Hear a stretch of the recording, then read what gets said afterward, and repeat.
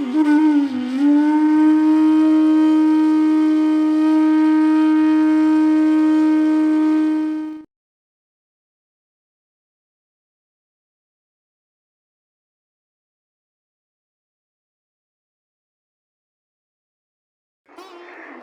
ઢોળ હતો, બે દીથા યાદ કરું છું. પ્રાચીન વૈષ્ણવ બહુ ગાતા હતા, બહુ મોટું છે, પણ આ તો 62 લીટી મને એ જૂની યાદ આવી. અત્યારે પનઘટના ને જલ ભરવા ચંદ્રાવલી જાય, ઠાકોરજીના દર્શન થઈ જાય,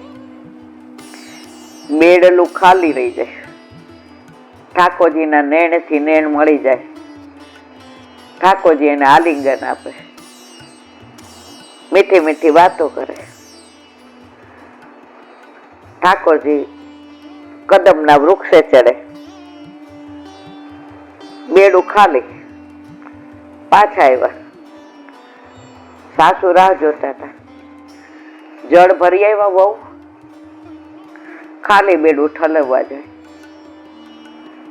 સાસુ કે આ શું કરો છો? યમુના જળ ભરી આવે. ચિત્ત છે માં ઠાકોરજીમાં. આ લીલા ક્યાં થઈ? યમુના કિનારે. ઠાકોરજીએ વિચાર કર્યો કે જો આની સાસુ ખાલી બેડું જોશે તો આને સાંજે આવવા નહીં દે. એટલું જળ આવ્યું, એટલું જળ આવ્યું કે બધું પાણીથી છલોછલ થઈ ગયું. ત્યારે ચંદ્રાવલીજી સમજી ગયા કે અમે એમ કહીએ કે અમે પ્રભુના દર્શન કરવા જઈએ, પણ પ્રભુ અમારા સુખનો જે વિચાર કરે એવું બીજું કોઈ કરે નહીં. તો વૃંદાવન કે દરસતે ભયે જીવ અનુકૂળ, ભવસાગર અથાહ જલ.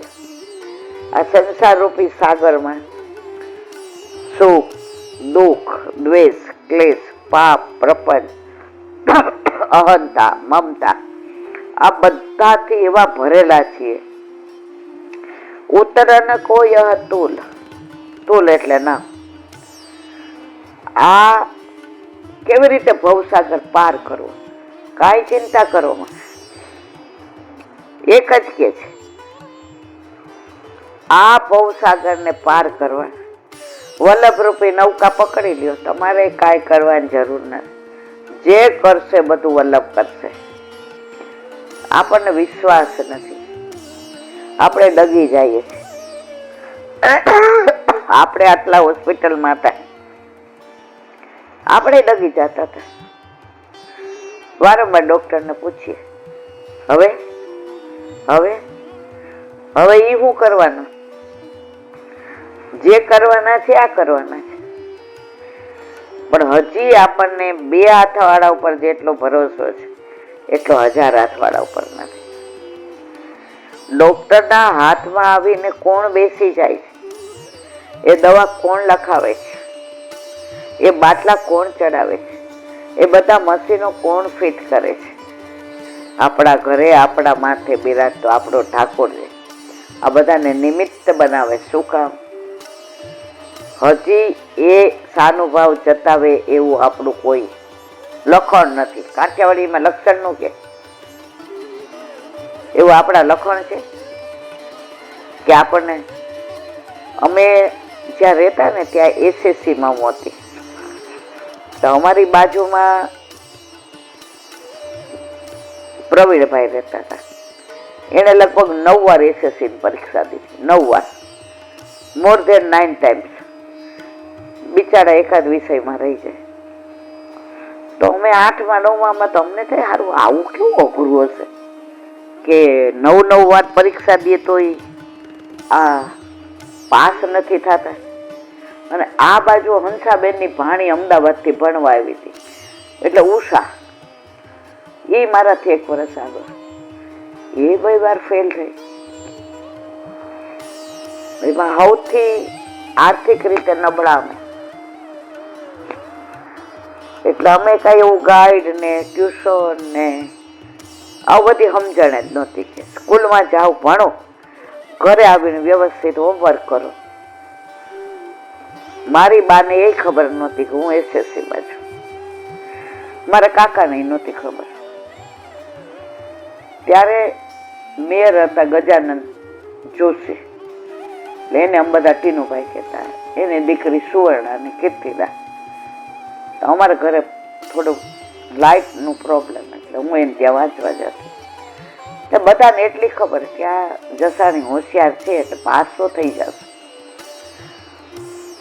હવે બોર્ડમાં નંબર આવવો એટલે તો અમારા આજુબાજુવાળાને કોઈ માને નહીં કે બેબી આટલી હોશિયાર.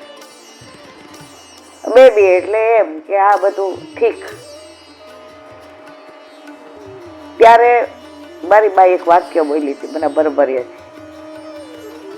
એ ક્યાં છે નો તાર આવ્યો? એ કે તમારી બેબી મારી બેબી મેટ્રકમાં હતી. એ કે સમજો બેન નંબર. એ કહે તો મારે વાલીડો કરે એ જ થાય ને. બેબી હું કર્યું છે? બેબી બુદ્ધિ હું છે? એને પાંચી કરમમાં સિવાય ખબર પડતી હતી? છોકરા વાળી મોય દાંડિયા ઉડાડવા જતી હતી. આ જો બેઠો છે ને, મને એ શબ્દ હજી યાદ છે. જે કરે મારો વાલીડો કરે. જો એની દ્રઢતા અને તમે કૃપા જુઓ. હવે થોડો એ દસકો એવો ખરાબ હતો. મારે મારા બાના શ્રદ્ધાની વાત કરવી છે. હવે મને 16 વર્ષ પોસ્ટ ઓફિસમાંથી આવ્યું નોકરી માટે, સેન્ટ્રલ બેંક, LIC. હવે અમારા ઘરમાં તો આ નોકરીનું કોઈ વાતાવરણ જ નહીં. આજુબાજુવાળા કે બેબી ને 3 જગ્યાએ. હવે ત્યારે બેંક નેશનલાઇઝ નહીં, એટલે કાકાને 2-3 જણાએ કીધું, મણિભાઈ બેબીને ક્યાંય ન મુકાય, LICમાં નહીં ને સેન્ટ્રલ બેંકમાં, પોસ્ટ ઓફિસમાં મૂકો. હવે ગયા તો 16 વર્ષનો 1 મહિનો ખોટું કર્યું, એફિડેવિટ કરાવ્યું 18 વર્ષ. આવું જાહેર ન કરાય, બધું પતી ગયું. એ કરાયું ન કરાયું મને કાંઈ ખબર નથી. 16 કે 18 કે બધું હજી મને બધી હિસ્ટ્રી કાંઈ નથી ખબર. સમજણ જ નહોતી પડતી. અને આ નોકરી મળી, પેલો પગાર આવ્યો. અમારા વાલીડા પાસે મૂક દોઢી મને દેવા આવશે. બધું બાતું દરેક બાબતમાં કેમ મને દબડાવ કરે છે? આવું બોલાય નહીં, પણ મને તે દિવસ આ બા પેલો પગાર આવ્યો મારો.